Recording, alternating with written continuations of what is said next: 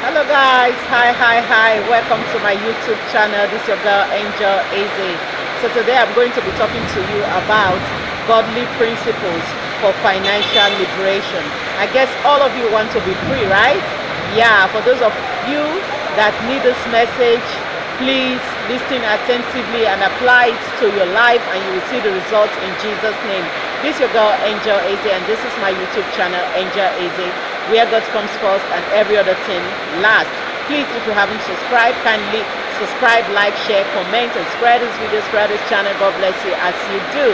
So let's dive straight right into today's topic: godly principles for financial liberation. Hallelujah. Thank you, Lord, for this message. Holy Spirit, you are highly invited. Take control fully. Take all the glory, O Lord God Almighty. In Jesus' mighty name, amen. Hallelujah.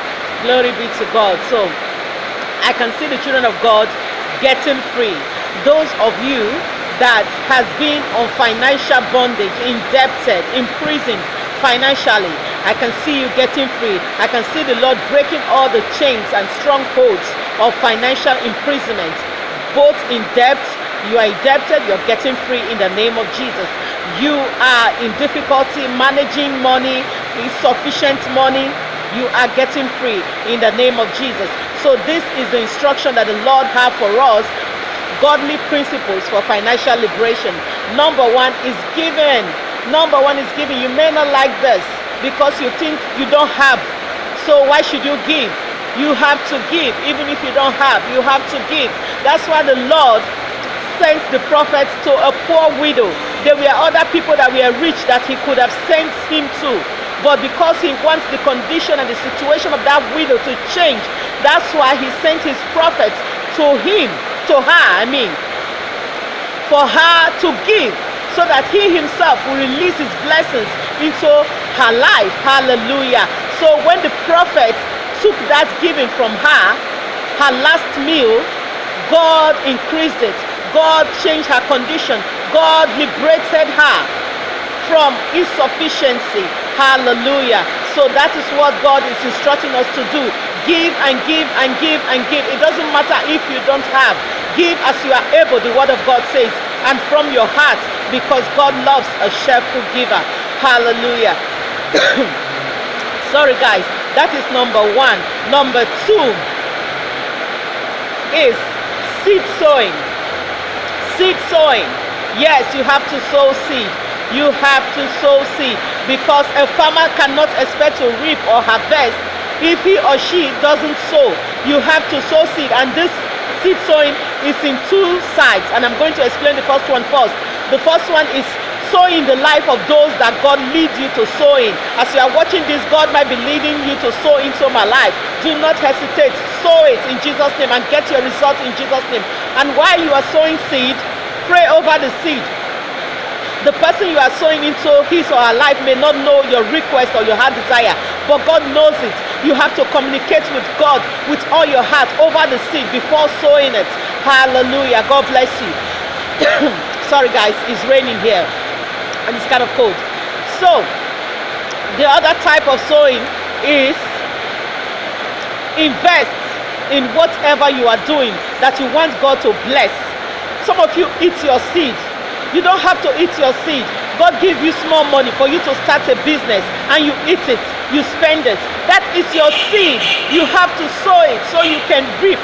You have to sow it. You don't have to eat your seed. Your seed is for sowing, for you to have and harvest. So you don't eat your seed.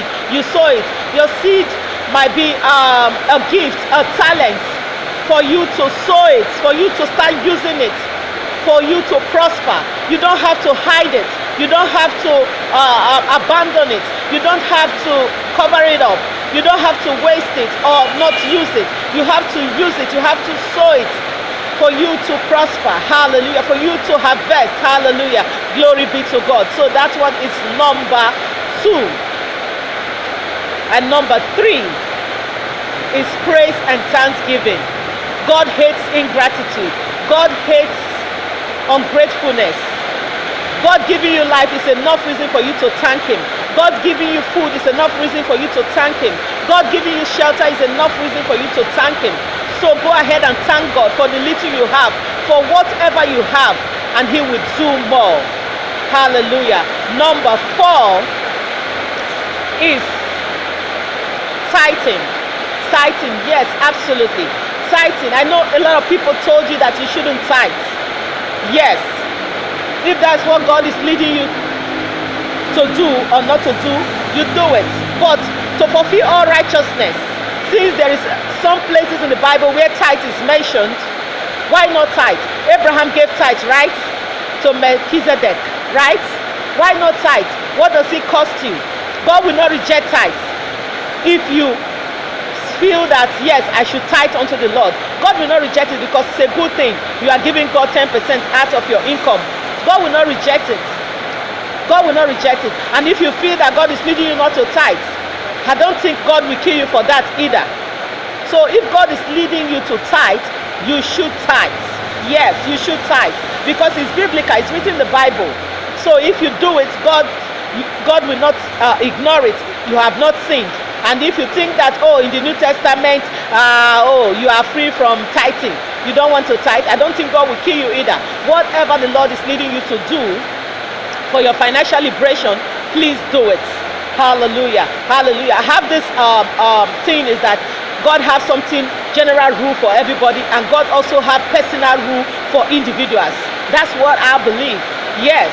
That's what I believe. That's why you see, I will talk about this in another video, because it's another topic entirely about Samson. Some prophet came and they didn't have to leave their hair, but he had a specific instruction that yes, you have to leave your hair. That's where your power is. But that instruction is not for all the prophets, like you see in the Bible. So if God is leading you to tithe, it's a specific instruction for you to tithe. There are general rules for everybody, and there's specific rule for individual. That's how I believe God operates. You understand? So now I cannot say if the tithing is general or is specific, but do whatever God leads you to do. That's it. So number 5, last but not the least, godly principles for financial breakthrough, for financial liberation is, hallelujah. Are you ready for this? Are you ready? Yanda yadarabo senderebo shatayaba. Give, not just giving. You know, I talk about general giving, the first one, but this one is specific. The poor, the needy, the orphan, the destitute, the widows, the old people. So why the giving I mentioned at first is like general giving. This one is specific, as the Lord mentioned it, as it is written in the Bible. Hallelujah. So you have to give that way. You have to give that way. General giving. You have to give the specific giving to the poor, to the needy, to the orphans, to the widows, to the destitute, to the homeless, to the jobless, to those that are really, really in need, that need it. You have to give to them. Hallelujah. Do not forget the elderly. Do not forget the widow. Do not forget the poor and the needy. The Lord says we will always have the poor and the needy among us. Do not forget them. The widow, God care for them. God is the husband to the widow. Do not forget them.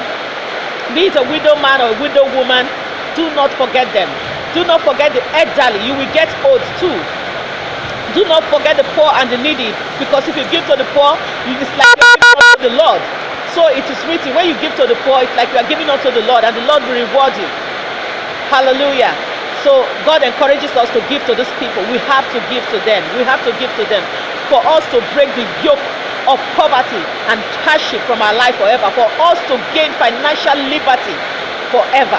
We have to do these things. We have to follow godly principles. God is a principled God. He's a principled God, and He wants us to obey and respect His godly principles. Hallelujah. I hope you are blessed by this message. I hope God has blessed you immensely by this message. I hope you are inspired by this message. Please kindly share it and make it an inspiration and a blessing to others as well. It's a part of giving. It's a part